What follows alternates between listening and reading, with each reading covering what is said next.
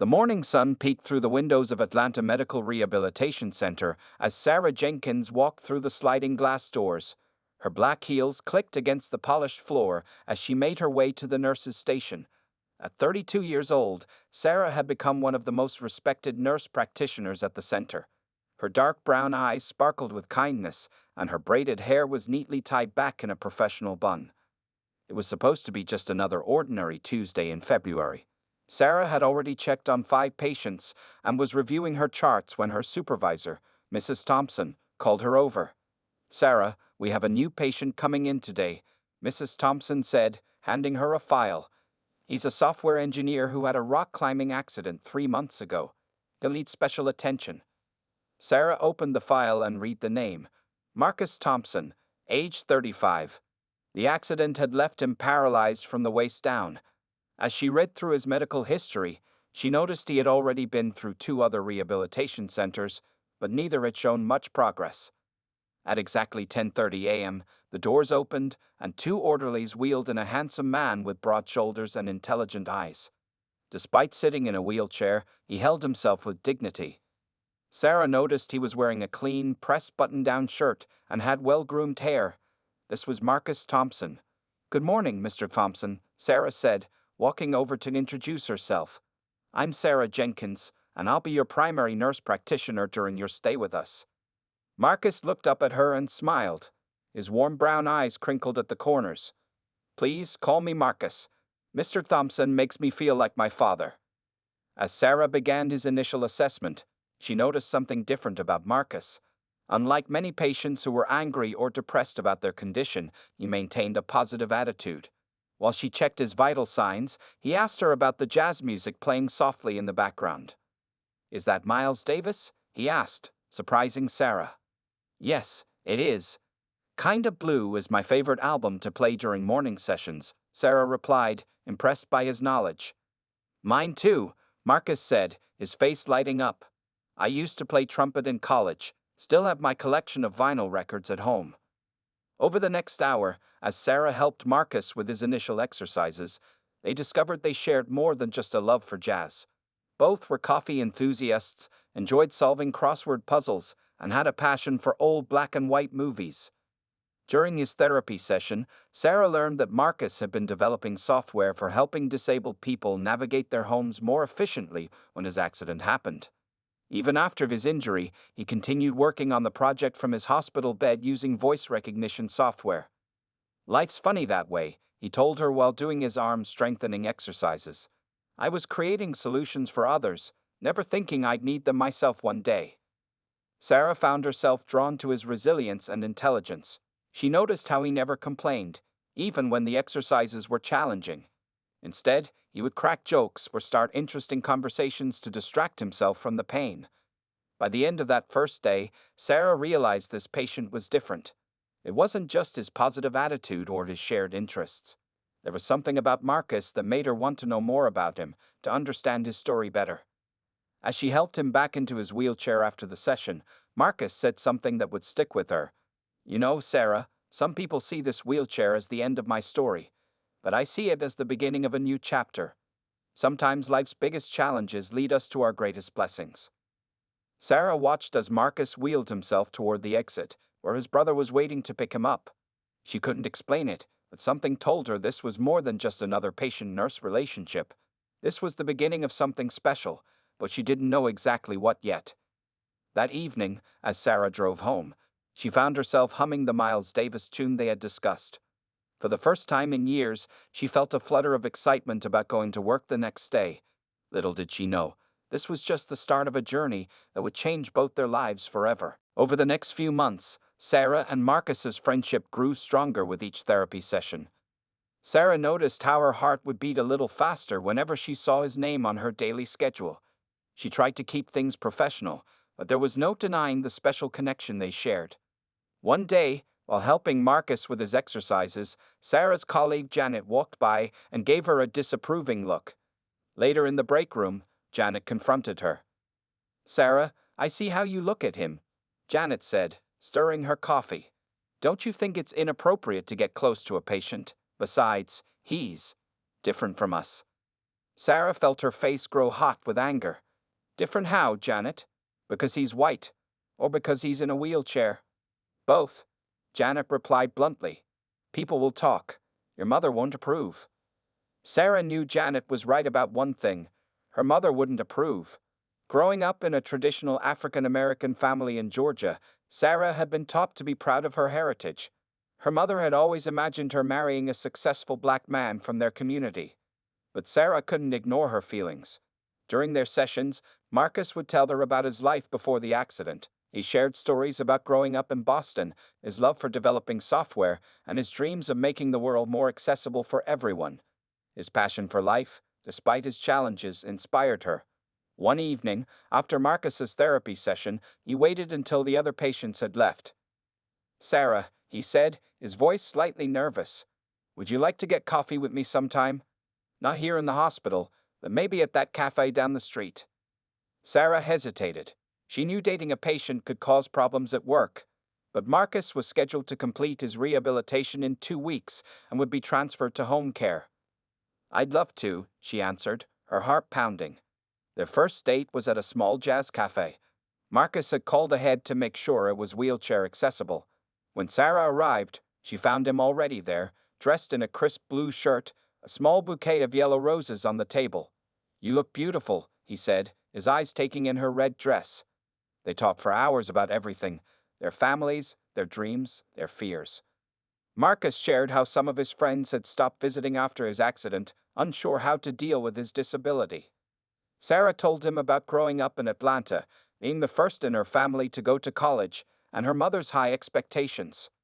"My mom," Sarah said, stirring her coffee, "she's going to have a hard time with this. She's not racist, but she has certain expectations."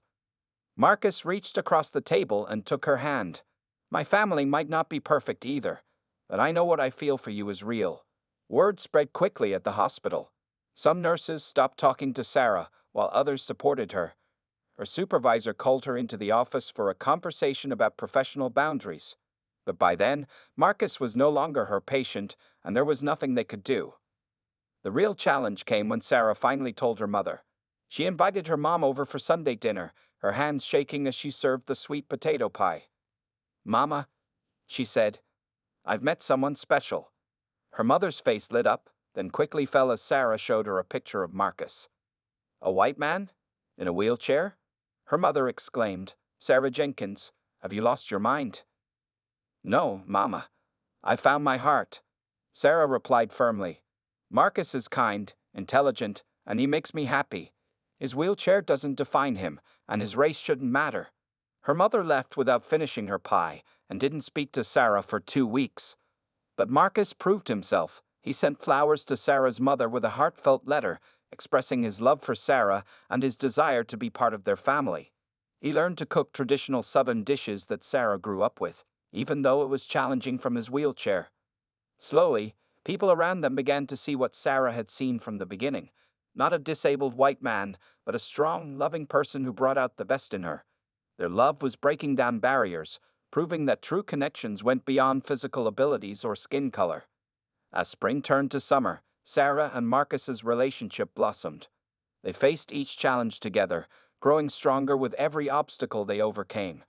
Their love story was teaching everyone around them that the heart sees no boundaries when it finds its true match. After dating for 2 years, Marcus knew Sarah was the woman he wanted to spend his life with. He had been planning the perfect proposal for months, keeping it a secret from everyone except Sarah's mother, who had finally become his biggest supporter. It happened on a warm Saturday evening in June.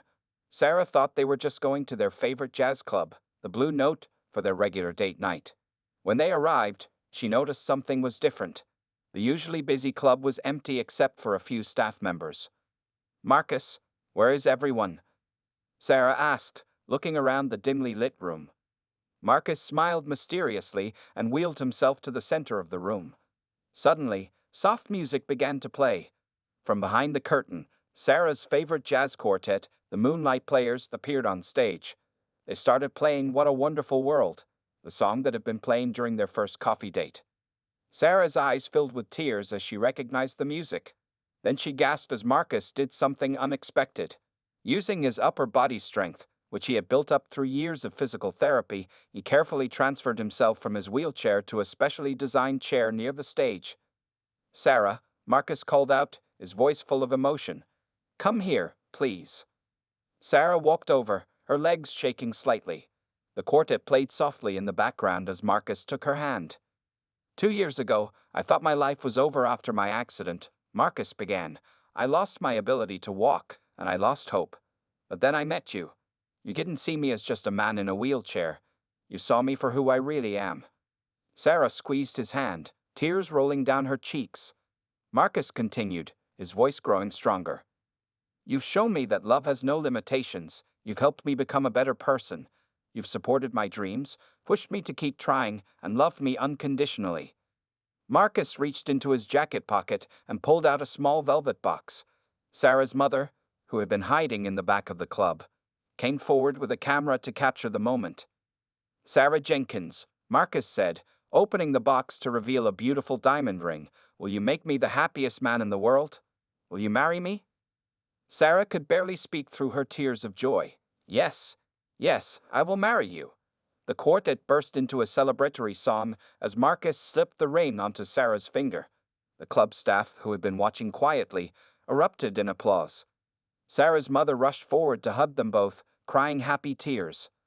Later that evening, as they celebrated with champagne and their favorite jazz music, Sarah noticed something different about Marcus. He seemed more confident, more determined than ever. "I have another surprise," he said, taking her hand. "I've been accepted into a new medical trial at Emory University Hospital. They're testing a new treatment for spinal cord injuries. I start next month." Sarah's eyes widened. "Marcus, why didn't you tell me?" "I wanted to wait until the right moment," he replied. "I can't promise it will help me walk again, but I want to try, for us, for our future." Sarah leaned down and kissed him softly. "I love you for who you are, with or without the treatment. You know that, right?" Marcus nodded, smiling. "I know. That's why I want to marry you." News of their engagement spread quickly. While most people were supportive, they still faced some challenges. Finding an accessible wedding venue proved difficult. Some wedding planners seemed uncomfortable working with them, but none of that mattered to Sarah and Marcus. They began planning their wedding, determined to make it a celebration of their love that everyone would remember. Marcus continued his regular therapy sessions, now with the added motivation of wanting to stand beside Sarah at their wedding. Every evening, they would sit together in their favorite spot on Marcus's apartment balcony, looking at the Atlanta skyline. They would talk about their future, their dreams, and their plans. Their love had grown stronger through every challenge they faced. As Sarah looked at her engagement ring sparkling in the evening light, she knew that choosing to love Marcus was the best decision she had ever made. Their story was proving to everyone that true love knows no boundaries, and that when two hearts connect, nothing can stand in their way. The next 6 months were filled with excitement and challenges as Sarah and Marcus planned their wedding. They sat in their living room one Sunday afternoon, surrounded by bridal magazines, color swatches, and Sarah's mother's homemade cookies. "We need to find a venue that's perfect," Sarah said, flipping through another magazine. She had already called 15 places, but most of them had stairs or narrow doorways that would make it difficult for Marcus to move around freely. Marcus wheeled himself to the computer. "What about the Atlanta Botanical Gardens? They have that new pavilion with ramps and wide pathways." Sarah's face lit up. "That would be beautiful for a spring wedding, and they have those cherry blossom trees that bloom in April." As they worked on their plans, Marcus continued his medical treatments at Emory University Hospital. The doctors were excited about his progress, though they couldn't promise any miracles. Sarah went with him to every appointment, holding his hand through the tough days and celebrating the small victories. One evening, while they were tasting wedding cakes at their favorite bakery, the owner, Mrs. Chen, asked them about their first dance. "Oh," Sarah said quietly, looking at Marcus with uncertainty. Marcus smiled confidently. "We've been working on something special with my physical therapist. It might not be traditional, but it will be memorable." Later that night, Sarah found Marcus practicing in their apartment, using his upper body strength to spin his wheelchair in smooth, graceful movements. He had been secretly taking dance lessons with a specialist who taught wheelchair ballroom dancing. "Sarah," he called out when he saw her watching. "Come here. Let me show you what I've learned. He pulled her onto his lap, and together they moved to the soft music playing from their stereo. Sarah felt tears in her eyes as they glided across the floor, realizing that love finds its own way to dance. The guest list was another challenge. Some of Marcus's relatives from Boston weren't sure about attending an interracial wedding. A few of Sarah's church friends made excuses about being busy on that date. Their loss. Sarah's mother said firmly while helping them address invitations. She had become Marcus's fierce defender, often telling people, "Love doesn't see color or disability. It sees the heart." Shopping for wedding clothes brought its own adventures.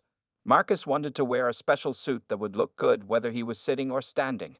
They found a talented tailor who understood exactly what they needed and designed a custom suit that made Marcus look incredibly handsome. Sarah found her perfect dress at a boutique that specialized in inclusive weddings. The owner helped her choose a design that would look beautiful during their wheelchair dance and would also work if Marcus was able to stand for any part of the ceremony. Their wedding registry was unique too. Instead of asking for traditional gifts, they requested donations to spinal cord research and to organizations that helped interracial and disabled couples. They wanted their wedding to not just celebrate their love, but to help others like them. 1 month before the wedding, during a dress rehearsal at the Gardens, something amazing happened. Marcus had been working with his doctors on a surprise, and for the first time, using new experimental braces, he was able to stand for a few moments. "I've been practicing," he told a tearful Sarah. "I might be able to stand with you for part of our ceremony." The wedding planner, Ms. Rodriguez, worked extra hard to make sure everything would be perfect. She arranged for special ramps, made sure all areas were wheelchair accessible, and planned multiple backup options in case it rained. As the big day got closer, Sarah and Marcus sent out their final invitations. The response cards came back with overwhelming support. Even those who had been unsure at first were now excited to be part of their special day. Every evening, they would end their planning sessions the same way, sharing a quiet moment together on their balcony, looking at the stars over Atlanta. Their wedding was going to be different from what either of them had imagined when they were younger, but they knew it would be perfect because they were creating it together. The morning of April 15th arrived with perfect weather. The Atlanta Botanical Gardens sparkled under the spring sunshine, with cherry blossoms floating gently in the breeze. Sarah stood in her private dressing room, surrounded by her bridesmaids and her mother. "You look like an angel," her mother said, adjusting Sarah's veil. The wedding dress was stunning, an ivory gown with delicate lace sleeves and a flowing skirt that caught the light as she moved. Her dark skin glowed with happiness, and her eyes sparkled with joyful tears. In another room, Marcus was getting ready with his best man and groomsmen. He wore his specially designed suit that looked perfect as he sat in his wheelchair. His brother James helped him pin on the boutonniere, a single white rose to match Sarah's bouquet. "You nervous?" James asked, straightening Marcus's tie. "Not about marrying Sarah," Marcus replied with a smile, "just hoping everything goes as planned with the surprise." The garden pavilion was beautifully decorated. White and purple flowers lined the wheelchair-accessible aisle, and soft jazz music played in the background, a perfect blend of their two worlds. 200 guests filled the seats, representing both families and their many friends from the hospital, work, and community. At exactly noon, the ceremony began. The bridesmaids walked down the aisle in purple dresses, followed by Sarah's young niece who scattered rose petals along the path. Then the music changed to "What a Wonderful World," their special song. Everyone stood as Sarah appeared at the entrance with her father. She held a bouquet of white roses and purple orchids, but her most beautiful accessory was her radiant smile. Her father, who had once been uncertain about the marriage, now beamed with pride as he wheeled Marcus down the aisle. Marcus waited at the front, positioned under an arch of flowers. His eyes filled with tears as he watched Sarah walk toward him. But then, something unexpected happened, something only a few people knew was coming. With the help of his physical therapist and his brother, who had been hiding behind the flower arch, Marcus slowly rose from his wheelchair.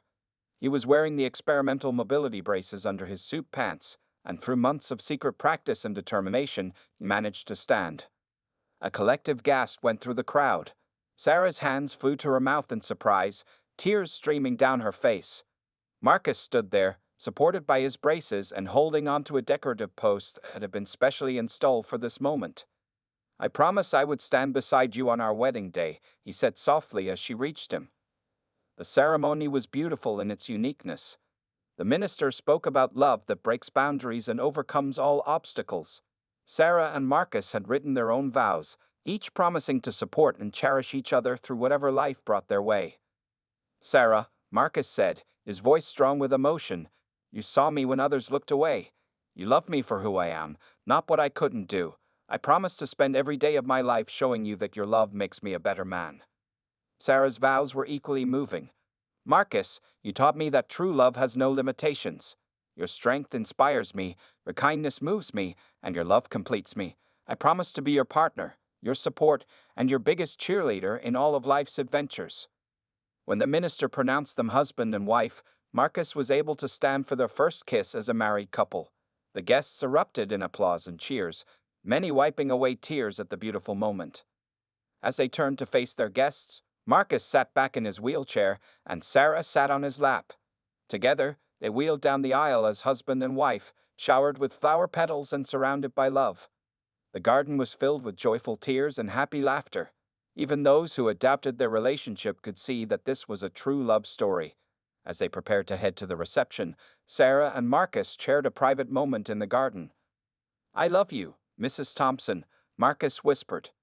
I love you too, Mr. Thompson, Sarah replied, kissing him again. Their wedding ceremony had proved that love knows no bounds, and that with determination and support, anything is possible. The wedding reception was held in the garden's grand ballroom, which sparkled with thousands of tiny lights. Circular tables decorated with purple and white flowers filled the room, and a jazz band played softly in the corner. The venue had been carefully arranged to ensure plenty of space between tables for Marcus's wheelchair. As guests found their seats, Sarah and Marcus made their grand entrance. Sarah sat gracefully on Marcus's lap as he skillfully wheeled them both into the room to the sound of cheering and applause. The happiness on their faces made everyone smile. Ladies and gentlemen, the DJ announced, please welcome the new Mr. and Mrs. Thompson for their first dance. Marcus had been practicing this moment for months. Using his wheelchair dancing skills, he and Sarah performed a beautiful choreographed dance to At Last by Etta James. Sarah moved gracefully around Marcus as he spun and glided in his wheelchair. Their dance showed everyone that love finds its own way to express itself. After the dance, everyone enjoyed a delicious dinner of both Southern and Boston specialties, honoring both their backgrounds. Sarah's mother's famous mac and cheese sat next to New England clam chowder, creating a perfect blend of their family's traditions. As the evening progressed, it was time for the champagne toast. Marcus's best man, James, stood up to give his speech, but Marcus held up his hand to stop him. Before we continue with the toasts, Marcus said, his voice carrying across the room, I have something important to share with everyone, especially with my beautiful wife. The room fell silent. Sarah looked at her new husband with curiosity. She noticed that several people in the room, including Marcus's doctors and physical therapist, were smiling mysteriously. Sarah, Marcus began, taking her hand, remember when I started that medical trial at Emory University? Well, I haven't been completely honest about my progress. Sarah's heart began to beat faster. The entire room was hanging on every word. The experimental treatment has been working better than anyone expected, Marcus continued. My doctors are here tonight, not just as guests, but to help me show you something amazing. Dr. Williams, Marcus's lead physician, stepped forward along with the physical therapy team. They were carrying something that looked like advanced leg braces, but much more sophisticated than anything Sarah had seen before. These are the latest version of the mobility assistance devices we've been developing, Dr. Williams explained to the stunned crowd. Marcus has been testing them for the past 3 months, and the results have been extraordinary. Marcus squeezed Sarah's hand. Remember when I stood during the ceremony? That was just the beginning. With these new braces and the nerve regeneration from the treatment, I can do much more. The physical therapy team helped Marcus attach the devices to his legs. Sarah watched in amazement, tears forming in her eyes. Her mother grabbed her hand in support.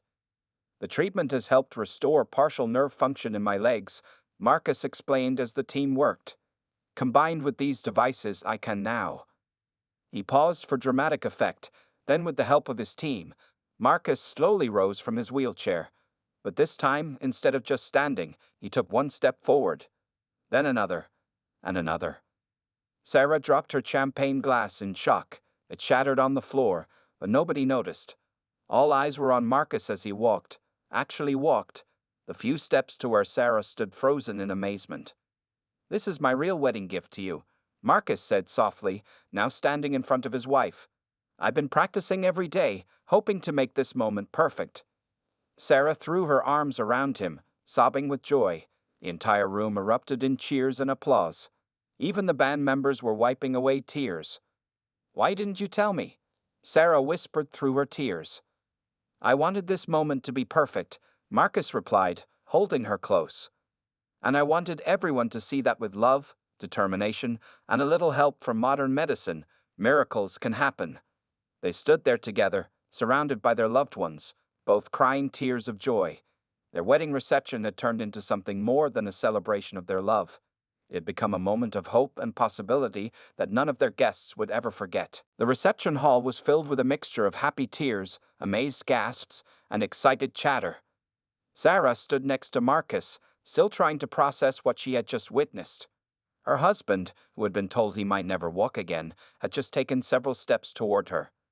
Dr. Williams, who had been watching proudly, stepped forward to explain to the guests. "What you're witnessing is the result of groundbreaking medical technology combined with Marcus's incredible determination. These mobility devices work with the remaining nerve function in his legs, which has been enhanced by our experimental treatment." Sarah's mother rushed forward with napkins to clean up the spilled champagne, but she couldn't take her eyes off her son-in-law. "My God," she whispered, "it's a miracle." Marcus's physical therapist, Mike, joined them. "Marcus has been working harder than any patient I've ever had, 3 hours every day, often after his regular therapy sessions, just to make this moment possible."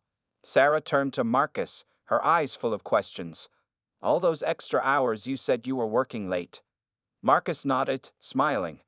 "I was at the hospital, learning to use these devices. The hardest part was keeping it a secret from you." The wedding photographer was capturing every moment, her camera clicking rapidly to record this incredible scene. Guests had formed a circle around them, many holding up their phones to record the historic moment. "Would you like to try dancing together? Standing up?" Marcus asked Sarah softly. Sarah's eyes widened. "Can you?" "With these devices, I can do a simple, slow dance. Mike and the team have been helping me practice."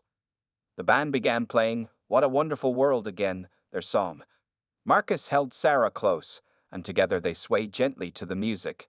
It wasn't the kind of dancing they used to do before his accident, but it was something they never thought would be possible again. As they danced, Marcus explained more about the treatment. "The doctors say I might regain even more function over time. These devices will keep getting better too. They're already working on the next version." Tears rolled down Sarah's cheeks. "I can't believe you did all this without telling me." "I wanted to be sure it would work," Marcus said, wiping away her tears. "I didn't want to get your hopes up if it didn't. But seeing your face when I walked to you, that made all the secret practice sessions worth it." Their guests watched in awe as the couple continued their dance. Some of the other patients from the rehabilitation center who had been invited were asking Dr. Williams questions about the treatment. Hope was spreading through the room like ripples in a pond. After a few minutes of dancing, Marcus needed to rest. As he sat back in his wheelchair, the room erupted in applause again. Sarah sat on his lap, wrapping her arms around his neck and kissing him softly. "Thank you," she whispered, "for giving me yet another reason to fall in love with you all over again." James, Marcus's brother, finally got to give his best man speech. "When Marcus first told me about his plan to surprise Sarah at the wedding, I thought he was crazy. But my brother has always been determined. When he sets his mind to something, whether it's developing software, winning Sarah's heart, or learning to walk again, nothing can stop him." The rest of the evening turned into a joyous celebration of not just their love, but of hope and possibility. The jazz band played while guests danced, shared stories, and congratulated the happy couple. Every now and then, Marcus would stand up again, each time amazing their guests anew. As the night went on, Sarah noticed something different about the atmosphere in the room. It wasn't just a wedding reception anymore. It had become a celebration of the human spirit, of love's power to inspire, and of the amazing things that can happen when you refuse to give up. Marcus and Sarah sat together, watching their guests celebrate, their hands intertwined. They had just shown everyone that love truly has the power to make miracles happen, even if those miracles come with the help of modern medicine and a lot of hard work. 6 months after their magical wedding, Sarah and Marcus Thompson had settled into a new routine that neither of them could have imagined before. Their story had spread far beyond Atlanta, inspiring people across the country. Their wedding video, showing Marcus's surprise walk to Sarah, had gone viral on social media with millions of views.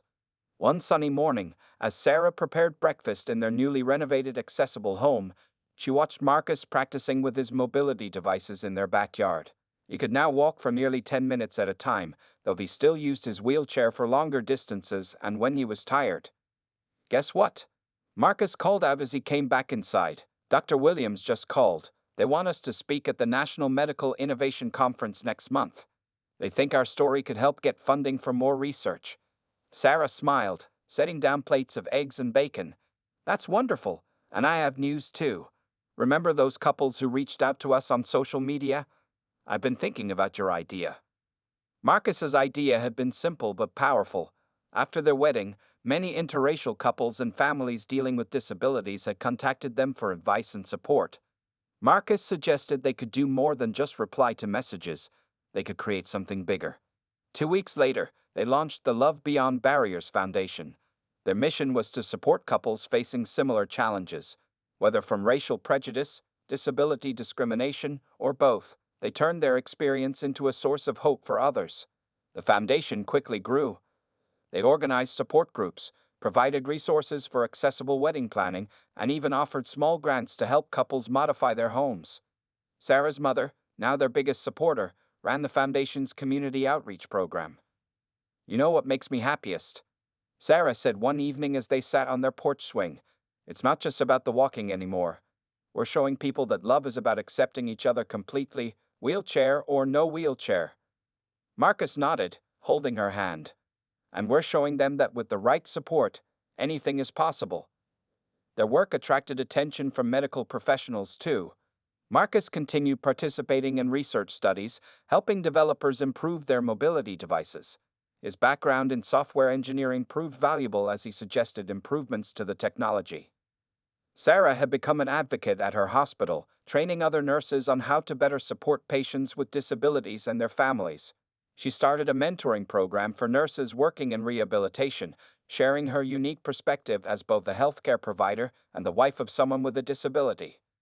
1 year after their wedding, they organized a celebration that brought together all the couples they had helped through their foundation. The garden party was filled with people from different backgrounds, some in wheelchairs, others using various mobility aids, all sharing stories of love overcoming obstacles. During the party, Marcus surprised everyone by demonstrating the latest version of his mobility devices. The technology had improved significantly, and he could now walk for longer periods. But what made Sarah most proud was hearing him tell the gathered couples, "The ability to walk is wonderful, but it's not what defines us. What defines us is the love we share and the barriers we break together." Their story continued to inspire others. Local news stations ran features about their foundation. Medical journals published articles about Marcus's progress with the experimental treatment. But most importantly, they were changing real lives, one couple at a time. 2 years after their wedding, Sarah and Marcus sat in Dr. Williams's office, holding hands as they received more good news. The nerve regeneration treatment was showing even better results than expected. While Marcus would never regain full function of his legs, each small improvement was a victory. "You know," Sarah said that evening as they watched the sunset from their porch, "when I first met you at the rehabilitation center, I never imagined our love would touch so many lives." Marcus smiled, pulling her close. "And we're just getting started. Every barrier we break down makes it easier for the next couple. That's what real love does. It creates ripples of hope that spread far beyond just two people." Their story had become more than just a tale of love between a black woman and a disabled white man. It had become a beacon of hope, showing the world that true love knows no boundaries, and that with determination, support, and faith in each other, any obstacle can be overcome.